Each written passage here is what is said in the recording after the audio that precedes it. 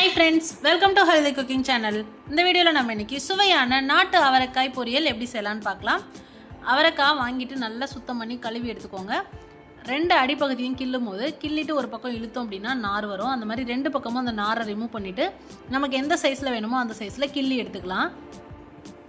இது போலவே எல்லா அவரக்காயையும் கிள்ளி எடுத்துக்கலாம். நான் இன்னைக்கு 1/2 கிலோ அவரக்காய் கிள்ளி எடுத்துர்க்கேன்.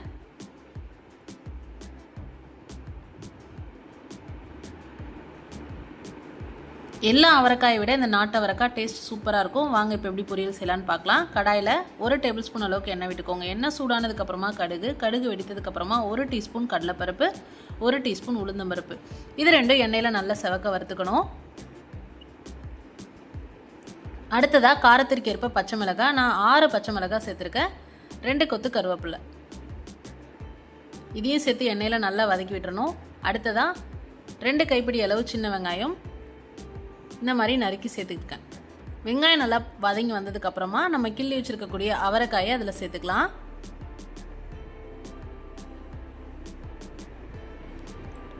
எல்லா அவரைக்காயும் சேர்த்ததுக்கப்புறமா 1/4 டீஸ்பூன் மஞ்சள் தூள், 3/4 டீஸ்பூன் கல்லுப்பு, இது ரெண்டையும் சேர்த்துட்டு நல்லா கலந்து விட்டுருங்க.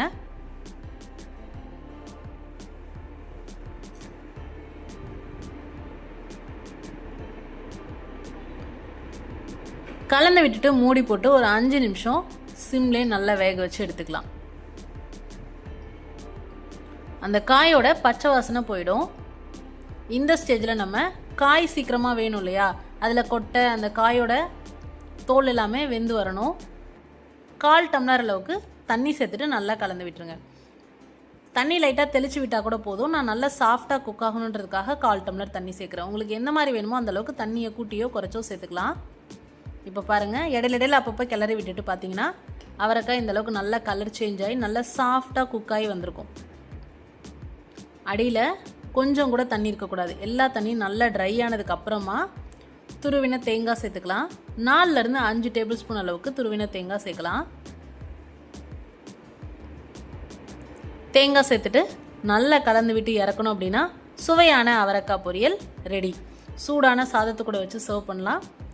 அட்டகாசமான காம்பினேஷன். எல்லா ரசம் சாதம் சாம்பார் சாதத்துக்கும் பர்ஃபெக்டான காம்பினேஷன். ட்ரை பண்ணி பார்த்துட்டு உங்களை கமெண்ட் மறக்காமல் சொல்லுங்கள் ஃப்ரெண்ட்ஸ். இது போன்ற ஹெல்தி ரெசிபீஸ்க்கு மறக்காமல் ஹெல்தி குக்கிங் சேனலை சப்ஸ்கிரைப் பண்ணுங்கள். இந்த வீடியோ உங்களுக்கு பிடிச்சிருந்தா லைக் பண்ணுங்கள், ஷேர் பண்ணுங்கள், கமெண்ட் பண்ணுங்கள். தேங்க்ஸ் ஃபார் வாட்சிங்.